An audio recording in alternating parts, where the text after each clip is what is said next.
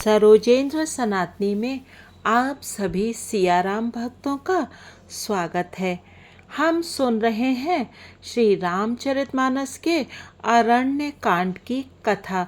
हमने पिछले भाग में सुना था कि किस प्रकार से शूर्पणखा आकर के प्रभु श्री राम से बड़ी अभद्रता से प्रणय प्रस्ताव रखती है और उसके पश्चात प्रभु उसे लखनलाल जी के पास भेज देते हैं और बार बार अपमानित होने पर वो अपने भयंकर रूप में आ जाती है। तब प्रभु श्री राम जी लखनलाल को संकेत करते हैं। अब आगे की कथा सुनते हैं। प्रभु कर पंकज कपिकय सीसा, सुमिर सुदशा मगन गौरीसा। लक्ष्मण अति लाघव सो, नाक कान बिनु कीन्ह। ताके कर रावण कह, मनौ चुनौती दीन्ह। लक्ष्मण जी ने बड़ी फुर्ती से उसको बिना नाक कान की कर दिया, मानो उसके हाथ रावण को चुनौती दी हो। नाक कान बिनु भई बिकरारा, जन उस्त्रव सैल गेरु कै धारा। खर दूषण पही गई बिल पाता, धिग धिग तब पौरुष बल भ्राता। बिना नाक कान के वह विकराल हो गई। उसके शरीर से रक्त इस प्रकार बहने लगा मानो काले पर्वत से गेरू की धारा बह रही हो। वो विलाप करती हुई खर दूषण के पास गई और बोली, हे भाई, तुम्हारे पौरुष वीरता को धिक्कार है, तुम्हारे बल को धिक्कार है। ते ही पूछा सब कहे से बुझाई, जातु धान सुन सेन बनाई। धाये निश्चर निकर बरू था, जनु सपच्छ कज्जल गिरि जूथा। उन्होंने पूछा। तब शूर्पणखा ने सब समझा कर कहा। सब सुनकर राक्षसों ने सेना तैयार की। राक्षस समूह झुंड के झुंड दौड़े, मानो पंखधारी काजल के पर्वतों का झुंड हो। नाना वाहन नाना कारा, नाना युद्ध घर घोर अपारा। शूर्पणखा आगे करिलीनी, अशुभ रूप श्रुति नासाहीनी। वे अनेकों प्रकार की सवारियों पर चढ़े हुए तथा अनेकों आकार सूरतों के हैं। वे अपार हैं और अनेकों प्रकार के असंख्य भयानक हथियार धारण किए हुए हैं। उन्होंने नाक कान कटी हुई अमंगल रूपिणी शूर्पणखा को आगे कर लिया है। असगुन अमित होई भयकारी, गनहि न मृत्यु बिबस सब झारी। गरजई तरजई गगन उड़ाही, देख कटक भट अति हर्षाही। अनगिनत भयंकर अशकुन हो रहे हैं, परंतु मृत्यु के वश होने के कारण वे सब के सब उनको कुछ गिनते ही नहीं। गरजते हैं, ललकारते हैं और आकाश में उड़ते हैं। सेना देखकर योद्धा लोग बहुत ही हर्षित होते हैं। को कह जियत धरऊ दो भाई, धरि मारहु तिय लेहु छड़ाई। धूरी पूरी नभ मंडल रहा, राम बोलाई अनुज सन कहा। कोई कहता है दोनों भाइयों को जीता ही पकड़ लो, पकड़कर मार डालो और स्त्री को छीन लो। आकाश मंडल धूल से भर गया। तब श्री राम जी ने लक्ष्मण जी को बुलाकर उनसे कहा, लय जानकी जाहु गिरि कंदर, आवा निश्चर कटक भयंकर। रहे सजग सुनि प्रभु कै बानी, चले सहित श्री सरधनु पानी। राक्षसों की भयानक सेना आ गई है। जानकी जी को लेकर तुम पर्वत की कंदरा में चले जाओ, सावधान रहना। प्रभु श्री रामचंद्र जी के वचन सुनकर लक्ष्मण जी हाथ में धनुष बाण लिए श्री सीता जी सहित चले। देख राम रिपुदल चली आवा, बिहस कठिन को दंड चढ़ावा। शत्रुओं की सेना समीप चली आई है। यह देखकर श्री राम जी ने हंसकर कठिन धनुष को चढ़ाया। प्रभु कर पंकज कपिकय सीसा, सुमिर सुदशा मगन गौरीसा। को दंड कठिन चढ़ाई, सिर जट झूठ बांधत सोह क्यों। मरकत सयल पर लरत दामिनी, कोटि सो जुग भुजग ज्यों। कटिकस निसंग विशाल भुज गही, चाप बिसिक सुधारी कै। चितवत मनहु मृग राज, प्रभु गज राज घटा निहारी कै। कठिन धनुष चढ़ाकर सिर पर जटा का जूट बांधते हुए प्रभु कैसे शोभित हो रहे हैं, जैसे मरकतमणि पन्ने के पर्वत पर करोड़ों बिजलियों से दो सांप लड़ रहे हों, कमर में तरकस कसकर विशाल भुजाओं में धनुष लेकर और बाण सुधार कर प्रभु श्री रामचंद्र जी राक्षसों की ओर देख रहे हैं, मानो मतवाले हाथियों के समूह को आता देखकर सिंह उनकी ओर ताक रहा हो। प्रभु कर पंकज कपि कर सीसा सुमिर सुदशा मगन गौरीसा, आई गए बगमेल धरऊ धरऊ धावत सुबट, जथा बिलो की अकेल बाल रवि घेरत धनुज। पकड़ो पकड़ो पुकारते हुए राक्षस योद्धा बाग छोड़कर बड़ी तेजी से दौड़े हुए आए और उन्होंने श्री राम जी को चारों ओर से घेर लिया। जैसे बाल सूर्य उदयकालीन सूर्य को अकेला देखकर मनदेह नामक दैत्य घेर लेते हैं। प्रभु बिलो किसर सकहि न डारी, थकित भई रजनीचर धारी, सचिव बोली बोले खरदूषण, यह को नृप बालक नरभूषण। सौंदर्य माधुर्य निधि प्रभु श्री राम जी को देखकर राक्षसों की सेना थकित रह गई। वे उन पर बाण नहीं छोड़ सके। मंत्री को बुलाकर खरदूषण ने कहा, यह राजकुमार कोई मनुष्यों का भूषण है। नाग असुर सुर नर मुनि जेते, देखे जिते हते हम केते, हम भरी जन्म सुनहु सब भाई, देखी नहीं अति सुंदरताई। जितने भी नाग असुर देवता मनुष्य और मुनि हैं, उनमें से हमने ना जाने कितने ही देखे जीते और मार डाले हैं, पर हे सब भाइयों सुनो, हमने जन्म भर में ऐसी सुंदरता कहीं नहीं देखी।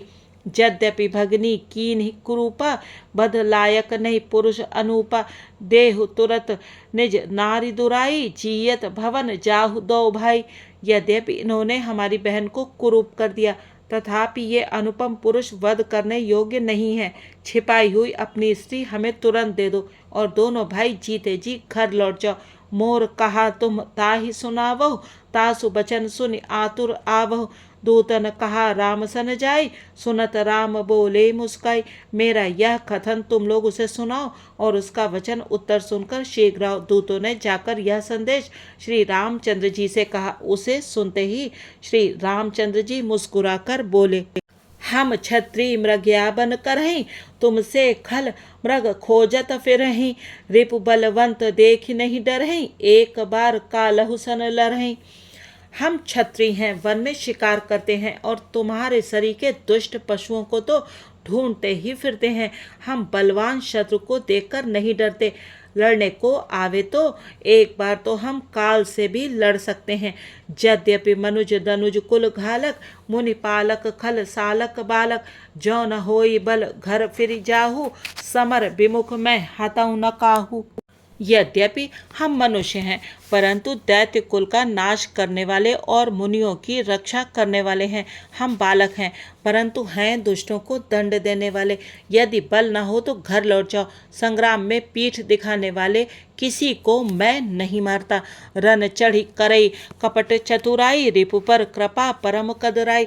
दूतन जाई तुरत सब कहेव, सुनि खर दूषण उर अति दहेव। रण में चढ़ आकर कपट चतुराई करना और शत्रु पर कृपा करना, दया दिखाना तो बड़ी भारी कायरता है। दूतों ने लौटकर तुरंत सब बातें कहीं, जिन्हें सुनकर खरदूषण का हृदय अत्यंत जल उठा। छंद उर दहेव कहेव की धरऊ धाय, बिकट भट रजनी चरा, सर चाप तोमर शक्ति सूल, कृपान परिध परसुधरा। प्रभु कीन धनुष टकोर प्रथम, कठोर घोर भयावहा, भय बधिर व्याकुल जातु धानना, ज्ञान तेई अवसर रहा। खरदूषण का हृदय जल उठा।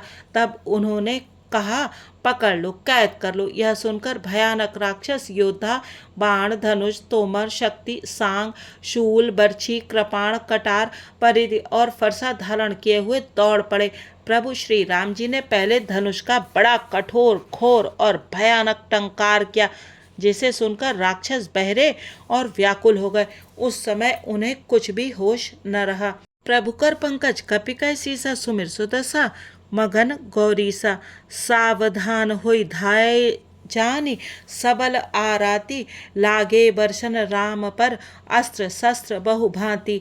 फिर वे शत्रु को बलवान जानकर सावधान होकर दौड़े और श्री रामचंद्र जी के ऊपर बहुत प्रकार के अस्त्र शस्त्र बरसाने लगे। तिनके आयुध तिल सम, करि काटे रघुबीर, तानि सरासन श्रवण लगी, पुनि छाड़े निज तीर। श्री रघुवीर जी ने उनके हथियारों को तिल के समान टुकड़े टुकड़े करके काट डाला। फिर धनुष को कान तक तान कर अपने तीर छोड़े।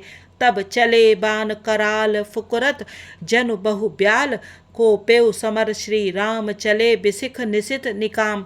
तब भयानक बाण ऐसे चले मानो फुफकारते हुए बहुत से सर्प जा रहे हैं। श्री रामचंद्र जी संग्राम में क्रुद्ध हुए और अत्यंत तीक्ष्ण बाण चले। अवलोकि खरतर तीर मुरि, चले निश्चर वीर। भय क्रुद्ध तीनों भाई, जो भागी रनते जाई।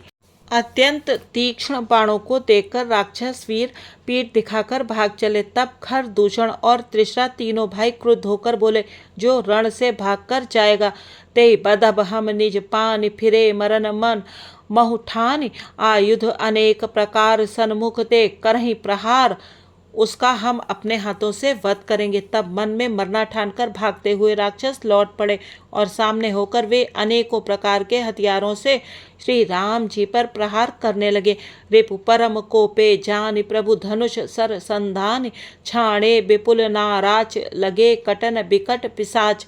शत्रु को अत्यंत कुपित जानकर प्रभु ने धनुष पर बाण चढ़ाकर बहुत से बाण छोड़े, जिनसे भयानक राक्षस कटने लगे। और शीस भुज कर चरण, जहाँ तहाँ लगे मही परन। चिक करत लागत बान, धर परत कुधर समान। उनकी छाती, सिर, भुजा, हाथ और पैर जहाँ तहाँ पृथ्वी पर गिरने लगे। बाण लगते ही वे हाथी की तरह चिंखाड़ते हैं। उनके पहाड़ के समान धड़ कट कट कर गिर रहे हैं। भट कटत तन सतखंड, पुनि उठत करि पाषंड। नभ उड़त बहुभुज मुंड, बिनु मौलि धावत रुंड। योद्धाओं के शरीर कटकर सैकड़ों टुकड़े हो जाते हैं। वे फिर माया करके उठ खड़े होते हैं। आकाश में बहुत सी भुजाएं और सिर उड़ रहे हैं तथा बिना सिर के धड़ दौड़ रहे हैं। खग कंक काक श्रगाल, कट कटहि कठिन कराल। चील या क्रांच, कौए आदि पक्षी और सियार कठोर और भयंकर कट कट शब्द कर रहे हैं। कट कटहि जम्बुक भूत प्रेत, पिशाच खरपर संचहि। बेताल वीर कपाल ताल, बजाई जोगिनी नंचहि।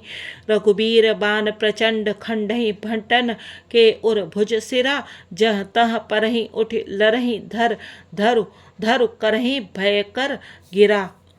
सियार कटकटाते हैं, भूत प्रेत और पिशाच खोपड़ियां बटोर रहे हैं अथवा खप्पर भर रहे हैं। वीर बैताल खोपड़ियों पर ताल दे रहे हैं और योगनियां नाच रही हैं। श्री रघुवीर के प्रचंड बाण योद्धाओं के वक्ष, स्थल, भुजा और सिरों के टुकड़े टुकड़े कर डालते हैं। उनके धड़ जहाँ तहाँ गिर पड़ते हैं, फिर उठते और लड़ते हैं और पकड़ो पकड़ो का भयंकर शब्द करते हैं। अंतावरी गई उड़त गीध, पिशाच कर गई धावहीं। संग्रामपुरवासी मनहु बहु, बाल गुड़ी उड़ावहीं। मारे पछारे उर बिदारे, विपुल भट कह रत परे। अवलोकि निज दल बिकल भट, तिसरा दिखर दूषण फिरे। अंतड़ियों के एक छोर को पकड़कर गीध उड़ते हैं और उन्हीं का दूसरा छोर हाथ से पकड़कर पिशाच दौड़ते हैं। ऐसा मालूम होता है मानो संग्राम रूपी नगर के निवासी बहुत से बालक पतंग उड़ा रहे हों। अनेक योद्धा मारे और पछाड़े गए, बहुत से जिनके हृदय विदीर्ण हो गए हैं पड़े कराह रहे हैं। अपनी सेना को व्याकुल देखकर त्रिशरा और खर, दूषण आदि योद्धा श्री राम जी की ओर मुड़े। सर शक्ति तोमर परशुशूल, कृपान एक ही बार ही। करिकोप श्री रघुबीर पर, अगणित निशाचर डारही। प्रभु निमिष महु रिपु सर, निवारि पचारि डारे। सायका दस दस बिसिख उर माझ मारे, सकल निश्चर नायका। अनगिनत राक्षस क्रोध करके बाण, शक्ति, तोमर, फरसा, शूल और कृपाण एक ही बार में श्री रघुवीर पर छोड़ने लगे। प्रभु ने पल भर में शत्रुओं के बाणों को काटकर ललकार कर उन पर अपने बाण छोड़े। सब राक्षस सेनापतियों के हृदय में 10-10 बाण मारे। मही परत उठ भट, भिरत मरत न करत माया अति घनी। सुर डरत 14 सहस प्रेत, बिलोकि एक अवध धनी। सुर मुनि सभय प्रभु देखि माया, नाथ अति कौतुक करियो। देखि परस्पर राम करि संग्राम, रिपुदल लरि मरयो। योद्धा पृथ्वी पर गिर पड़ते हैं, फिर उठकर भिड़ते हैं, मरते नहीं। बहुत प्रकार की अतिशय माया रचते हैं। देवता यह देखकर डरते हैं कि प्रेत राक्षस 14,000 हैं और अयोध्यानाथ श्री राम जी अकेले हैं। देवता और मुनियों को भयभीत देखकर माया के स्वामी प्रभु ने एक बड़ा कौतुक किया, जिससे शत्रुओं की सेना एक दूसरे को राम रूप देखने लगी और आपस में ही युद्ध करके लड़ मरी। प्रभु कर पंकज कपिकै सीसा सुमिर सुदसा मगन गौरीसा। राम राम कही तनु तजहि पावहि पद निर्वाण। करि उपाय रिपु मारे छन मोह कृपा निधान। सब यही राम है, इसे मारो। इस प्रकार राम राम कहकर शरीर छोड़ते हैं और निर्वाण मोक्ष पद पाते हैं। कृपा निधान श्री राम जी ने यह उपाय करके क्षण भर में शत्रुओं को मार डाला। हर्षित बरसहि सुमन सुर बाजहि गगन निशान। स्तुति करि करि सब चले शोभित विविध विमान। देवता हर्षित होकर फूल बरसाते हैं, आकाश में नगाड़े बज रहे हैं। फिर वे सब स्तुत कर करके अनेकों विमानों पर सुशोभित हुए चले गए। जब रघुनाथ समर रिपु जीते, सुर नर मुनि सबके भय बीते। तब लक्ष्मण सीत ही लय आए, प्रभु पद परत हर्षि उर लाए। जब श्री रघुनाथ जी ने युद्ध में शत्रुओं को जीत लिया, तब देवता मनुष्य और मुनि सबके भय नष्ट हो गए। तब लक्ष्मण जी सीता जी को ले आए। चरणों में पड़ते हुए उनको प्रभु ने प्रसन्नतापूर्वक उठाकर हृदय से लगा लिया। सीता चितव श्याम मृदु गाता, परम प्रेम लोचन न अघाता। पंचवटी बसी श्री रघुनायक, करत चरित सुर मुनि सुखदायक। सीता जी श्री राम जी के श्याम और कोमल शरीर को परम प्रेम के साथ देख रही हैं, नेत्र अघाते नहीं हैं। इस प्रकार पंचवटी में बसकर श्री रघुनाथ जी देवताओं और मुनियों को सुख देने वाले चरित्र करने लगे। धुआं देख खर दूषण केरा, जाई सुप नखा रावण प्रेरा। बोली बचन क्रोध करि भारी, देश कोस का सुरत बिसारी। खर दूषण का विध्वंस देखकर शूर्पणखा ने जाकर रावण को भड़काया। वो बड़ा क्रोध करके वचन बोली, तूने देश और खजाने की सुध ही भुला दी। करसी पान सो वसे दिनु राती, सुध नहीं तब सिर पर आराती। राजनीति बिनु धन बिनु धर्मा, हरि समर्पे बिनु सत्कर्मा। विद्या बिनु विवेक उपजाए, श्रम फल पढ़े किए अरुपाए। संग ते जति कुमंत्र ते राजा, मान ते ज्ञान पान ते लाजा। शराब पी लेता है और दिन रात पड़ा सोता रहता है। तुझे खबर नहीं है कि शत्रु तेरे सिर पर खड़ा है। नीति के बिना राज्य और धर्म के बिना धन प्राप्त करने से, भगवान को समर्पण किए बिना उत्तम कर्म करने से और विवेक उत्पन्न किए बिना विद्या पढ़ने से परिणाम में श्रम ही हाथ लगता है। विषयों के संग से सन्यासी, बुरी सलाह से राजा, मान से ज्ञान, मदिरा पान से लज्जा। प्रीति प्रणय बिनु मदते गुनी, नासहि बेगी नीति अस सुनी। नम्रता के बिना नम्रता न होने से प्रीति और मद अहंकार से गुणवान शीघ्र ही नष्ट हो जाते हैं।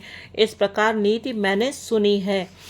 रिपु रुज पावक पाप प्रभु, अहि गनई न छोट करी। अस्कई विविध बिलाप करी, लागी रोदन करन। शत्रु रोग अग्नि पाप स्वामी और सर्प को छोटा करके नहीं समझना चाहिए। ऐसा कहकर शूर्पणखा अनेक प्रकार से विलाप करके रोने लगी। प्रभु कर पंकज कपिकै सीसा सुमिर सुदसा मगन गौरीसा। सभा माझ परिव्याकुल बहु प्रकार कह रोई, तोहि जियत दस कंधर मोर की असिगति होई। रावण की सभा के बीच वह व्याकुल होकर पड़ी हुई बहुत प्रकार से रो रो कर कह रही है कि अरे दशग्रीव, तेरे जीते जी मेरी क्या ऐसी दशा होनी चाहिए। सुनत सभासद उठे अकुलाई, समुझाई गई बाह उठाई। कह लंकेश कह से निज बाता, कई तब नासा कान निपाता। शूर्पणखा के वचन सुनते ही सभासद अकुला उठे। उन्होंने शूर्पणखा की बाह पकड़कर उसे उठाया और समझाया। लंकापति रावण ने कहा, अपनी बात तो बता, किसने तेरे नाक कान काट लिए। अवध नृपति दशरथ के जाए, पुरुष सिंह बन खेल न आए। समुझ परी मोहि उनकै करनी, रहित निशाचर करिहै धरनी। वह बोली, अयोध्या के राजा दशरथ के पुत्र जो पुरुषों में सिंह के समान हैं, वन में शिकार खेलने आए हैं।